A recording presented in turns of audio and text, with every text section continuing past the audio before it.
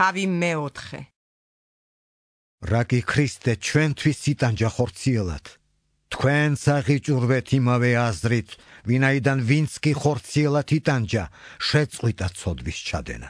რათა ხორცში დარჩენილი დრო განლოთ არა ადამიანური გულისთქმებით, არამედ ღვთისნებით. რადგან თქვენთვის ისიც საკმარისია, რომ წარსულში იქცეოდით წარმართთა ნებისამებრ, რაკი ცხოვრებას ატარებდით გარყვნილებაში, გულისთქმებში, სიმთვრალეში, ღრეობაში, სმაში და საძაგელ კერპთაყვანისმცემლობაში. ამის გამო უკვირთ მათ, რომ მათთან ერთად არ მისდევთ იმ უზომო გარყვნილებას და გგმობენ. ისინი პასუხს აგებენ მის წინაშე, რომელიც განიკითხავს ცოცხლებსა და მკვდრებს, რადგან იმიტომ ეხარათ მკვდართაც, რომ კაცთა კვალზე ხორცით განკითხულებმა ღვთის კვალზე სულით იცოცხლონ. თუმცა ყველაფრის აღსასრული მოახლოებულია. ამიტომ იყავით გონიერნი და ფხიზელნი ლოცვაში. უპირველეს ყოვლისა კი იქონიეთ გულითადი სიყვარული ერთმანეთისადმი, რადგან ცოდვათა სიმრავლეს სიყვარული ფარავს. იყავით ერთმანეთის მიმართ სტუმართ მოყვარენი წუწუნის გარეშე. თითოეული ერთმანეთს იმ ნიჭით ემსახურეთ, რაც მიგიღიათ, როგორც კარგმა გამგებლებმა ღვთის მრავალგვარი მადლისა.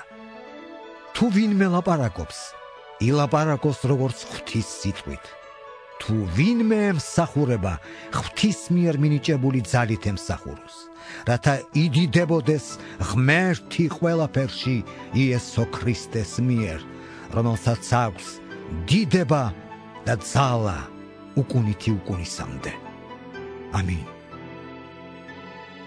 საყვარელნო, ნუ გაგაოცებთ თქვენზე მოვლენილი ცეცხლოვანი განსაცდელი, თითქოს უცხორამ დაგმართოდეთ. არამედ გიხაროდეთ როგორც ქრისტეს ტანჯვათა მოზიარეებს, რათა თქვენც იხაროთ და იმხიარულოთ მისი დიდების გამოცხადებისას.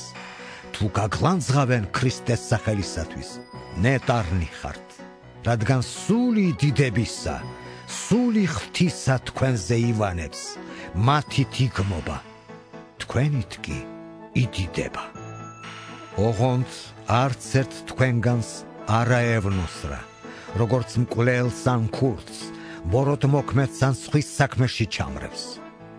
ხოლო თუ ვინმე იტანჯება, როგორც ქრისტიანი, ნუ შერცხვება, არამედ ადიდოს ღმერთი ამის გამო, რადგან დროა ღვთის სახლიდან განკითხვის დაწყებისა და თუ ჩვენგან დაიწყება, რა აღსასრულიელით ღვთის სახარების ურჩევს.